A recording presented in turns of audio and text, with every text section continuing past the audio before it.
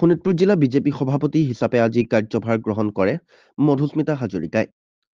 তেজপুৰ চানমাৰীস্থিত জিলা বিজেপি কাৰ্যালয়ত পূৰ্বৰ সভাপতি মৰমী শইকীয়াৰ পৰা কাৰ্যভাৰ গ্ৰহণ কৰি নৱনিযুক্ত সভাপতিগৰাকীয়ে দলৰ সকলো নিৰ্দেশ মানি আগন্তুক দলৰ হৈ নিষ্ঠাৰে কাম কৰি যোৱাৰ কথা উল্লেখ কৰে।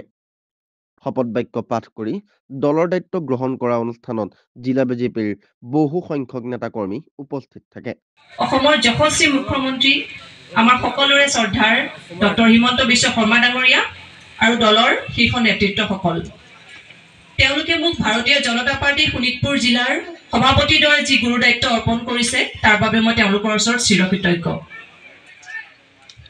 যেতিয়া 2014 চনত ভাৰতীয় জনতা পাৰ্টিৰ নীতি আদৰ্শৰ প্ৰতি আকৃষ্ট হৈ দলত যোগদান কৰিছিলোঁ, তাৰ কিছু সময়ৰ পিছতেই আমাৰ সন্মানীয় মৃণাল শইকীয়া ডাঙৰীয়াই কৈ গৈছে, তেখেতৰ নেতৃত্বতে মই ভাৰতীয় জনতা পাৰ্টি মহিলা মৰ্চাৰ সাধাৰণ সম্পাদিকাৰ দায়িত্ব পাইছিলোঁ।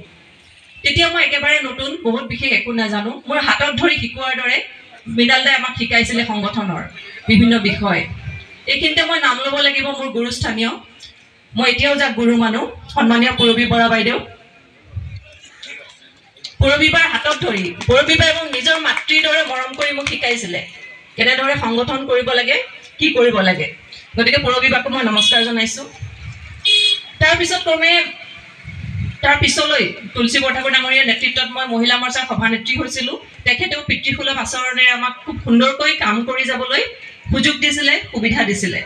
তাৰ পৰৱৰ্তী পৰ্যায়তো ডক্টৰ বি কে নাথ ডাঙৰীয়া, বাটা চোৰাং ডাঙৰীয়া, দীপামণি শইকীয়া বাইদেউৰ নেতৃত্বত আমি কাম কৰিছিলোঁ। ৰাজ্যিক পৰ্যায়তো মই 4 বছৰ মহিলা মৰ্চাত কাম কৰিলোঁ।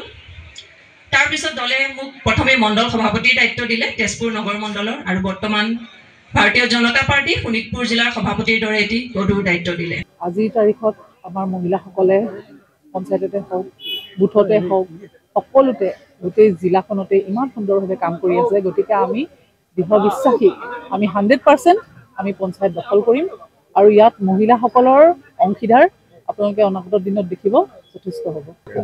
ইতিমধ্যে চিট শ্বেয়াৰিঙৰ লিষ্ট ওলাইছে, আপোনালোকে গম পাইছে। সেই হিচাপে আমাৰ পাৰ্চেণ্টেজ থাকিব।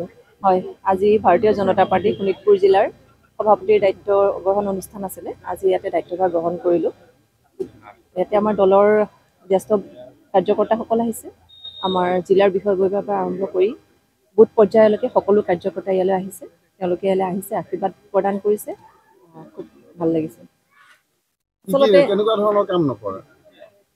ধৰণৰ কাম নকৰোঁ বুলি ক'ব নোৱাৰোঁ। আমাৰ যিহেতু সংগঠনৰ কাম কৰিবলৈ দলে মোক আজি এই স্থানত দায়িত্ব প্ৰদান কৰিছে, গতিকে সংগঠনৰ পৰা যিখিনি দিব আমি সেইখিনি নিশ্চয়কৈ কৰিম।